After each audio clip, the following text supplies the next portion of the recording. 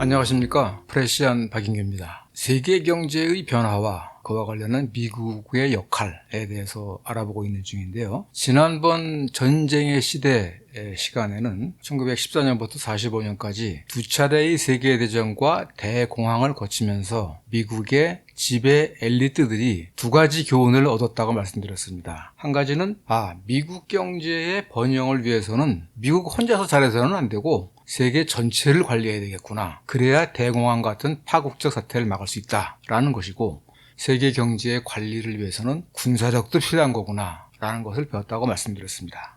오늘 시간에는 2차 대전 후 1970년대 초반까지 미국이 이른바 글로벌 뉴딜이라는 전략을 통해서 자본주의 세계 경제를 새롭게 통합되고 번영하는 경제로 부활시킨 과정을 알아보도록 하겠습니다. 전쟁이 끝나고 2차 대전이 끝나고 미국의 그 지배 엘리트들의 세계 전략 목표는 뭐냐면 미국이 주도하는 세계 자본주의의 부흥이었습니다. 다시 말해서 1930년대 세계를 휩쓸었던 대공황과 같은 파국적 사태. 지난번에 말씀드렸죠. 이건 사실 자본주의가 망한 거다. 대공황과 같은 세계 경제의 파편화, 그리고 이웃에게 손해를 끼치면서 자기만 잘 살려는 각자 도생, 이런 거를 막아야 되겠다. 그리고 그것을 미국이 주도해서 막고 미국 주도의 세계 자본주의 경제의 부흥을 해보겠다라는 게 2차 대전 후 미국 정계 재계 지도자들의 생각이었습니다. 전쟁 직후 세계 경제의 상황을 보면 유럽이고 러시아, 소련이고 중국이고 거의 전 세계가 남미하고 중남미하고 아프리카를 빼놓고는 그야말로 아메리카 대륙과 아프리카를 빼놓고는 유라시아 대륙은 완전히 쑥대 맛이 된 거죠. 전쟁 직후에 미국의 GDP가 전 세계 GDP의 절반이었습니다. 그런데 미국 인구는 전 세계 인구의 6.3%밖에 안 돼요.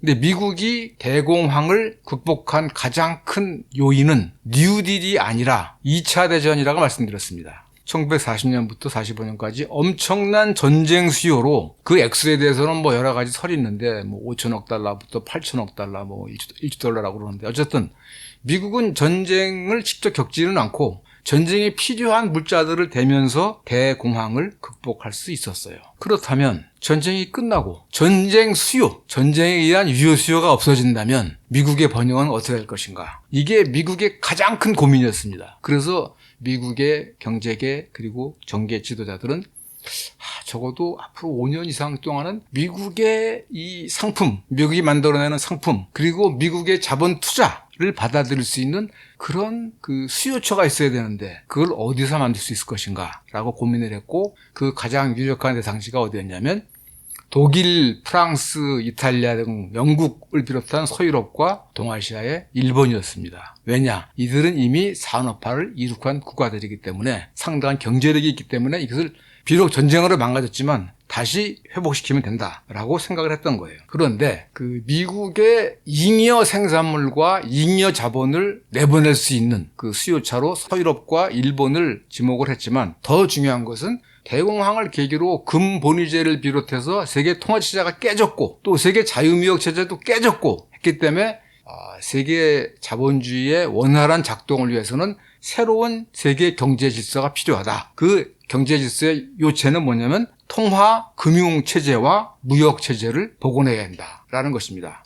그래서 지난번 말씀드린 것처럼 2차 대전이 끝나기도 전인 1944년 7월 달에 미국 뉴햄프셔주에 있는 브레튼 우즈라는 조그마한 도시에서 전 세계 700명의 대표들이 모여서 새로운 세계 금융통화체제를 만든 겁니다. 그것을 브레튼 우즈 체제라고 그래요. 대략 71년까지 지속됐습니다. 이 브레튼 우즈 체제의 핵심은 뭐냐면 고정환율제와 자본 통제입니다. 좀 풀어서 설명드린다면 미국의 달러화를 기축통화로 한다. 기축통화라는 것은 뭐냐면 국제통화. 나라와 나라 간에 결제할 때는 달러화를 쓴다. 그 나라 안에서는 그 나라 통화를 쓰지만 세계 무역을 할 때는 달러화를 기본으로 한다. 세계 무역과 세계 금융을 할 때는. 그리고 다른 나라의 통화는 달러화에 대해서 고정된 비율로 환율을 결정한다. 이걸 안 바꾼다. 특별한 사정이 있지 않는 한 안 바꾼다. 바꿔야 할 경우에는 국제통화기금과 상의한다. 또 하나, 그렇게 해서 각 나라 간의 통화의 가치를 고정시켰어요. 그게 왜 중요하냐면 자기네 물건을 많이 팔기 위해서 자기네 통화를 평가절하하게 되면 자기는 좋을지 모르지만 국제무역체제가 교란이 됩니다. 쉽게 말하면 환율을 통화 가치를 평가절하한다는 것은 그 나라가 생산한 모든 물품의 가격을 내린다는 얘기인데,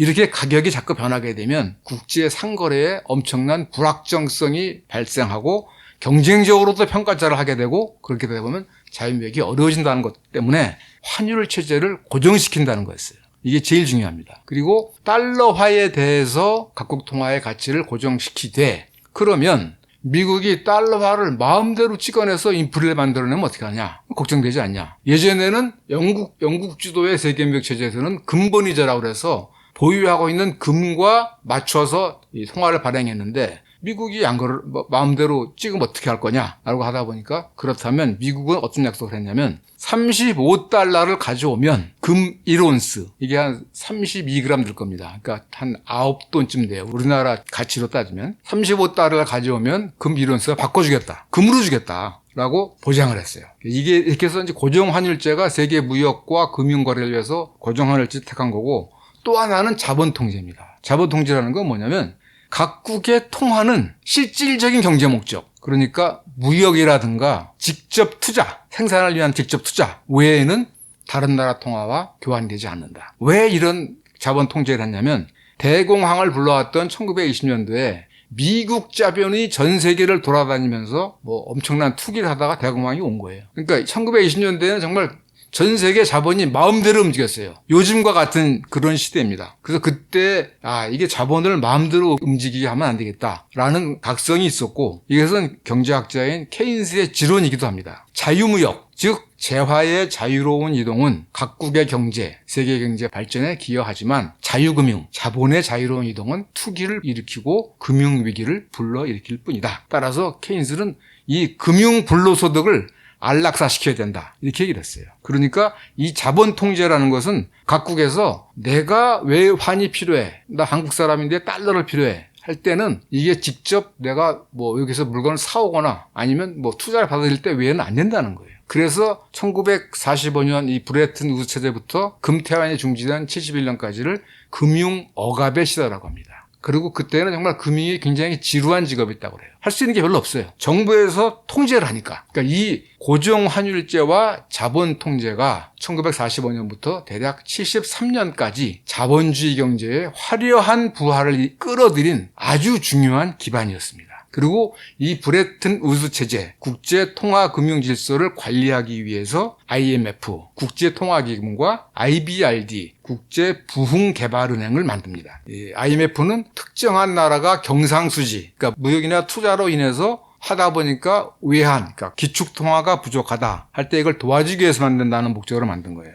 IBRD는 전쟁으로 각 나라가 다 피폐해졌으므로 개발자금을 대출해서 부흥을 유도하겠다라는 건데, 중요한 것은 IMF하고 IBRD는 서구인들이 수장을 맡았다는 겁니다. IMF는 언제나 유럽인, IBRD는 언제나 미국인이 총재를 맡았어요. 더 중요한 것은 뭐냐면, UN이라는 나라는 국제 집단 안보를 위한 기구인데, 거기에서 거부권을 가진 나라가 5나라죠. 미국, 영국, 프랑스, 중국, 소련인데, 이 IMF하고 IBRD에서는 오로지 미국만이 거부권을 갖고 있습니다. 그러니까 미국은 마음대로 움직이는 거예요, 사실은. IMF나 IBRD에서 미국이 안 돼, 그럼 못합니다. 그러니까 그 정도로 사실 미국은 UN보다는 이 IMF하고 IBRD를 굉장히 중시했다는 거예요. 그래서 최근 들어와서 중국이나 인도 같은 나라에서는 이제 IMF에서도 우리 비서방 쪽의 목소리를 높여야겠다라는 얘기를 하고, 이제 그게 안 되니까 지금 아시아 개발은행이라든가 여러 가지를 만들고 있죠. 어쨌든 이게 IMF하고 IBRD가 이 서방의 전 세계에 대한 경제 지배를 보장하는 그런 기구라고 볼 수 있습니다. 이제 이게 이렇게 해서 이 고정환율제와 자본통제라는 국제 통화 금융 체제를 만들어냈고, 더 중요한 거는 이제 국제 무역이 원활하게 돼야 되겠죠. 그래서 원래는 ITO라고 그래서 국제무역기구, International Trade Organization, ITO라는 걸 만들려고 그랬어요.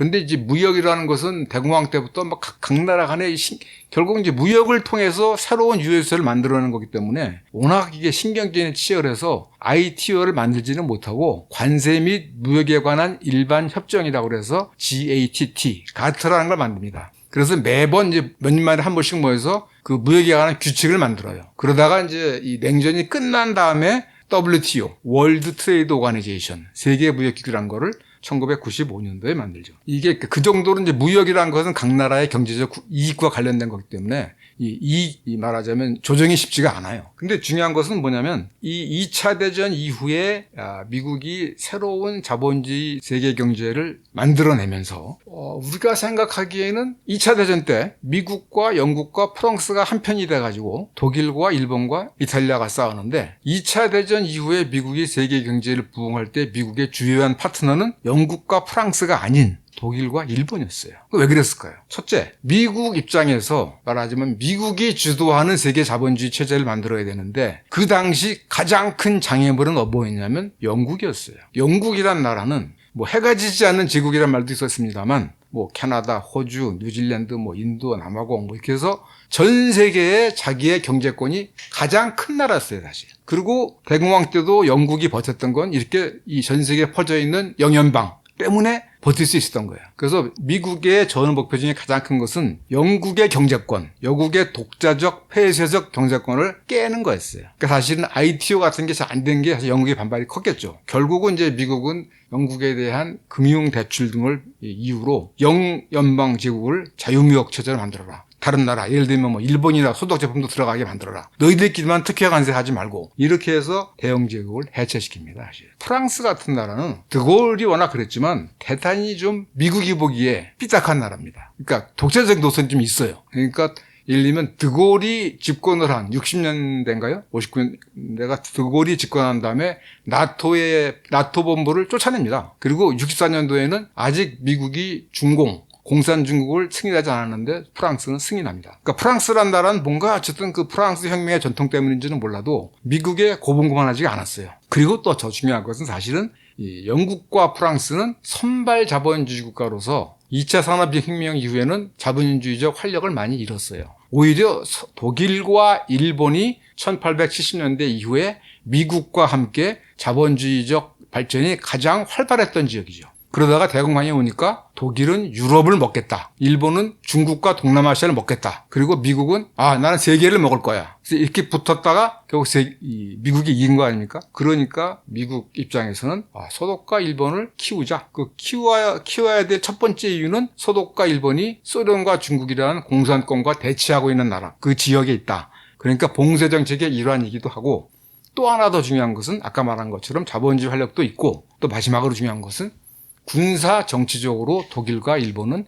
사실상 미국에 예속된 나라입니다. 2차 대전 후에 미국 군대가 가장 많이 배치된 데가 바로 소독하고 일본 아닙니까? 그러니까 일본 같은 경우는 1970년대까지도 자민당에 대해서 미국이 CIA가 선거자금, 정치자금을 댔다고 그래요. 그러니까 마음대로 요구할 수 있다. 그런 자신감이 있었기 때문에 소독과 일본을 미국의 말하자면 주니어 파트너로서 양쪽에서 키운 거예요. 자, 그러면 이제 2차 대전 후 미국의 세계 전략의 목표는 미국이 주도하는 세계 자본주의의 부활이다라고 말씀드렸는데 지금 말씀드린 것처럼 브레튼 우드 체제, 세계의 경제 질서, 통화 금융 질서, 무역 질서를 말하자면 개방적 무역과 투자가 가능한 경제 질서를 만든 것만으로 그러면 세계 경제가 부활했느냐? 그렇지 않았습니다. 대략 48년, 49년까지도 미국 위의 경제는 부흥의 조짐을 보이지 않아요.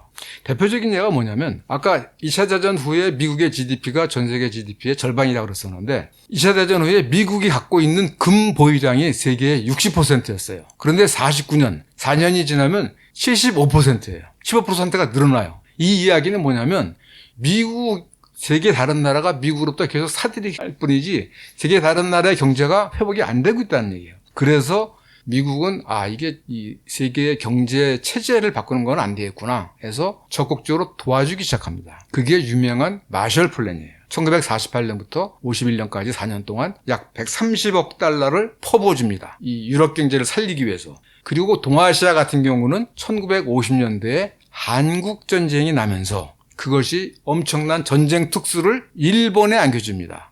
당시 일본 총리였던 요시다 시게루가 6.25에 대해서 하늘이 내려준 선물이다 라고 그랬다는 거 아니겠습니까? 그리고 1949년도에 중국이 공산화되고 소련이 핵폭탄을 만드니까 이게 우리가 이런 뭐 경제적 접근만으로 안 되겠네, 미국의 군사력을 압도적으로 높여서 소련을 꽉 눌러놔야겠네 해서 NSC 68이라는 정책 무술을 만들었고, 여기에 따라서 그리고 그 바로 두 달 뒤에 일어난 6.25를 계기로 해서 군사 원조라는 이름으로 서유럽과 일본에 대해서 대대적 원조를 합니다. 이렇게 해서 이 서유럽과 일본의 경제가 살아나기 시작하죠. 게다가 동아시아에서는 1960년대부터 미국이 다시 또 베트남 전쟁을 합니다. 베트남 전쟁에 들어간 전쟁 비용이 한국 전쟁과 거의 맞먹을 정도입니다. 그리고 그 전쟁 수요가 일어나면 베트남 사람들은 어마무시하게 고생을 하지만 일본을 비롯한 동남아 국가들은 그 전쟁 수요 혜택을 많이 봅니다. 우리나라에도 사실은 베트남 전쟁 때문에 재벌로 비약한 경제인들이 많이 있어요. 결국은 브레튼 우드 체제와 가트와 같은 경제 제도를 만들고, 그다음에 마셜 플랜과 같은 경제 운전을 행하고, 그래도 안 되니까 군사 지원을 통해서 서유럽과 일본의 경제를 부흥시켰는데, 특히 동아시아 같은 경우는 한국전쟁과 베트남 전쟁 당사국에는 굉장한 큰 비극이지만 그 엄청난 전쟁 비용을 그 지역 국가들이 말하자면 어떤 경제 수요로서 누릴 수 있었기 때문에 동아시아가 엄청나게 커졌다고 할 수 있습니다. 자, 이렇게 해서 어쨌든 50년대, 60년대를 지면서 이 미국의 전후 자본주의 부흥 계획, 글로벌 뉴딜은 그야말로 대단한 성공을 거둡니다. 자본주의 역사상 그 당시에 평균 성장률이 10%에 가까웠다고 그러는데 그토록 성장률이 높았던 시기가 없었다고 그래요. 그래서 프랑스 같은 나라에서는 영광의 30년, 이거는 이제 1945년부터 75년까지를 일러서 영광 말하는 건데 영광의 30년이라고 그래요. 근데 실제로 이 글로벌 뉴딜이 작동을 한 거는 1950년부터 대략 71년 또는 73년까지라고 볼 수가 있습니다. 이 글로벌 뉴딜은 너무 성공을 했어요. 너무 성공을 해서 서독과 일본의 경제를 너무 키워줍니다. 사실 60년대가 되면 서독과 일본의 제조업 능력이 미국을 앞서기 시작해요. 미국 같은 경우는 일본 같은 나라는 이거 동양 사람들이 뭘 만들겠어, 그냥 와이셔츠나 만들어서 팔겠지라고 생각을 했는데 60년대가 되면 제조업 심지어 자동차 같은 데서도 막 미국을 따라잡기 시작하는 겁니다. 그러니까 이미 70년대가 되면 미국의 제조업은 경쟁력을 잃어버려요. 그래서 결국은 이제 금융 쪽으로 넘어갈 수밖에 없는 거죠. 그러니까 미국이 글로벌 뉴딜을 통해서 자신의 세계 자본주의 부흥 개혁을 보조할 주니어 파트너로서 서독과 일본을 얼마나 키워줬냐라는 게 통계로도 나오는데 1950년부터 72년 사이에 세계 GDP에서 차지하는 비중이 미국 같은 경우는 약 20%가 줄어듭니다. 일본은 150% 넘게 늘어납니다. 이 얘기는 뭐냐면 예컨대 1945년도에 미국 GDP가 세계 GDP의 50%라고 했잖아요. 거기서 20%가 줄은 거예요. 그러니까 1972년도에는 미국의 경제가 세계 경제에서 차지하는 비중이 40%가 된 겁니다. 50%에서 40%로. 일본의 경우는 정확한 수치는 없지만 대략 10%였다고 보면, 이건 정확한 수치는 아닙니다. 1945년도에 10%였다고 치면 72년도에는 그게 25%가 된 겁니다. 그리고 이때 이미 일본이 서독을 제치고 세계 2위의 경제대국이니까 어마무시한 성공을 한 거죠. 엄청나게 키워준 거예요. 이게 이제 독일 같은 경우는 18%가 늘어나고 영국은 마이너스 35.4%.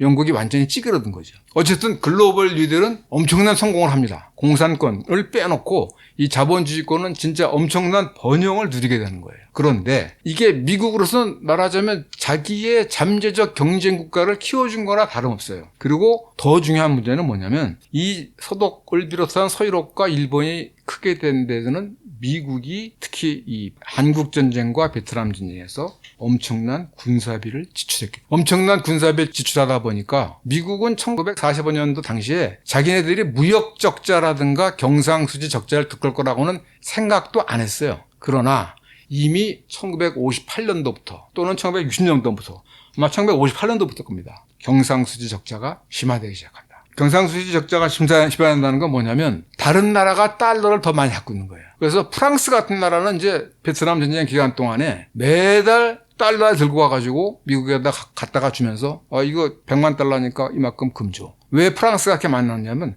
베트남이잖아요. 베트남이 프랑스 식민지였잖아요. 그러니까 베트남에 사실은 베트남 사람들은 전쟁하느라고 경제를 챙길 여유가 없어요. 그러나 식민지 시대부터 프랑스 은행들은 있죠. 엄청나게 많은 돈을 미군들이 쓴 거예요. 그게 다 달러로 들어온 거예요. 프랑스가 계속 바꾸는 거예요. 이제는 이미 케네디 대통령 때부터 우리가 지금 경상수지 적자 때문에 대외 군사 활동을 중단해야 될지도 모른다라는 우려가 났습니다.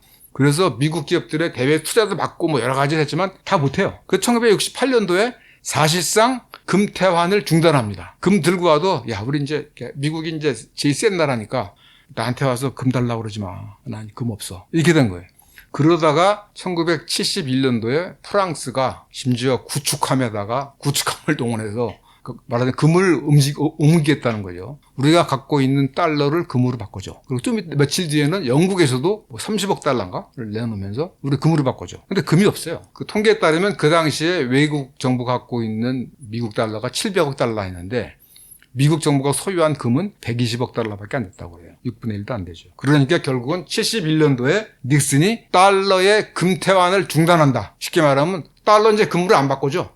라고 선언해버린 거예요. 자, 이 굉장히 중요한 사건입니다. 2차 대전 후에 일어난 가장 중요한 사건 중에 하나입니다. 그 당시에는 대다수 전문가들이 달러의 금태환 정지를 미국 패권의 약화로 봤습니다. 그러니까 베트남 전쟁에서 지고 있지. 그러니까 세계 최고의 군사력으로도 베트남 농민군한테 못 이겼지. 거기다가 엄청난 돈을 쏟아붓다 보니까 그러니까 1951년부터 미국이 경상수지 적자였다고 그러는데 20년 동안 그 경상수지 적자의 요인이 전부 다 군사비예요. 그러니까 일반적인 경제활동, 그러니까 뭐 수출 또 뭐 대외 투자 이거로는 적자를 안 봤어요. 근데 오로지 군사비 때문에 적자를 본 거예요. 보니까 결국은 달러화와 금의 태환도 중단됐어요. 이거 그럼 달러화가 이제 거의 종이 죽지나 다름없네. 이렇게 해서 이제 미국 패권이 저무는구나라는 게 그 당시의 일반적 평가였습니다. 그런데 사실은 이 금태환 중지는 미국의 일방적 파기였죠. 원래 브레튼 우드 체제를 만들 때는 미국이 유럽을 비롯한 여러 나라와 약속을 한 건데 미국이 일방적으로 나 금태환 못해 라고 선언을 해버린 거예요. 이 금태환 중단이 나중에 두고 보니까 사실은 축복이었어요. 영어로 이제 blessing in disguise란 말을 쓰는데 저주를 가장한 축복이었어요. 왜? 금태환을 안 하겠다. 달러를 금으로 바꿔주지 않겠다라고 그 약속을 깨버리고 나서 계속 달러를 찍는 거예요. 달러를 찍어내서 미국의 경상수지 적자, 정부 재정 적자 그거 다 메꾸고 그리고 대외 군사활동도 계속하고 그러면서 미국의 패권을 계속 유지를 해요. 사실은 71년도 이후에는 미국은 다른 나라 정부가 무역을 해서 번 돈을 다시 미국에 투자한 그 돈으로 한 거예요. 그래서 그 당시에는 이 달러의 금태환 중지로 미국의 패권이 약화했다고 그러는데 아니야. 그 금태환 중지 약속을 파기함으로써 미국은 비로소 달러 패권을 행사할 수 있게 됐어. 이게 미국 패권의 앞으로 말하자면 가장 중요한 기반이 될 거야 라는 관측을 이미 그 당시에 한 경제학자가 있습니다. 본인은 경제학자라고 안 그러는데 마이클 허드슨이라는 사람인데 1972년도에 슈퍼 임페리얼리즘이라는 책을 내요. 부제가 미제국의 경제 전략인데 이 사람은 본인이 경제학자라고 안 그래요. 그러니까 체이스 맨하탄 은행, 록펠러가 갖고 있던 은행이죠. 거기서 국제 수지 전문가, 그러니까 각 나라에 달러가 얼마큼 들어오고 나가는가를 보는 그런 거를 받고 그래서 국제 무역과 이 국제 수지에 관한 현장 전문가였어요. 그래서 이 사람이 쭉 그 국제 수지와 무역을 보면서 달러의 금태환 중지는 미국이 그 달러 가치를 유지해야 될 의무를 스스로 포기함으로써 하지만 세계의 다른 나라들은 달러화가 반드시 있어야 돼. 그래서 자기가 벌어들인 달러를 다시 미국에 빌려줘야 돼. 그러니까 결국은 미국은 비록 빌려 쓰긴 하지만 세계의 잉여자금들을 다 끌어들여서 쓰기 때문에 미국의 달러 패권은 앞으로도 한동안 계속될 것이다 라고 얘기를 합니다. 실제로 71년 미국의 금태환 중지 약속 이후에 유럽 국가들은 계속 미국에 요구한 게 뭐냐면 달러 가치가 좀 많이 떨어졌으니까 그 떨어진 상태에서 마르크라든가 옌이라든가 스위스 프랑이라든가 파운드와 새로운 고정 환율제를 만들어서 새롭게 고정 환율 체제를 한번 유지해보자라고 여러 번 간청했지만 미국은 그 약속을 듣지 않습니다. 그냥 너 못해 그냥. 달러는 우리 달러지만 달러 문제 너희들 문제야. 그리고 이제 변동할 줄 알 거야. 라고 하면서 새로운 국제 경제 금융 질서를 만들어냅니다. 그게 바로 이제 금융화, 신자유주의라는 거죠. 그리고 거기서 달러, 세계의 기축통화라는 달러, 그리고 그 세계의 기축통화인 달러가 왕창 모이는 미국의 월가, 이 월가와 달러가 세계 경제를 지배하게 됩니다. 그게 이제 1980년 이후예요. 그러니까 1971년부터 대략 10년간 고정환율제와 자본 통제가 끝나고 변동환율제와 자본의 자유로운 이동을 허용하는 새로운 세계 경제 금융체제가 만들어지게 되는 겁니다. 다음 시간은 그래서 달러의 금태환 중지 이후 약 레이건 행정부 때까지 대략 81년, 82년까지 이 세계 금융체제가 어떤 변화를 거쳤는가, 고정환율제와 자본통제에서 변동환율제와 금융의 자본의 자유로운 이동으로 바뀌고 있다. 그리고 이것이 새로운 경제체제를 바꾸기 있는데 사실 이거는 대단히 비생산적이고 착취적인 체제다라는 얘기입니다만, 일단 다음번 시간에는 그 1971년도부터 80년도 사이에 미국이 전후에 구상했던 글로벌 뉴딜 체제가 끝나고 새로운 금융자본주의 시대로 넘어가는 그 과정에 대해서 알아보도록 하겠습니다. 오늘 얘기는 여기까지 하도록 하겠습니다. 지금까지 들어주셔서 감사합니다.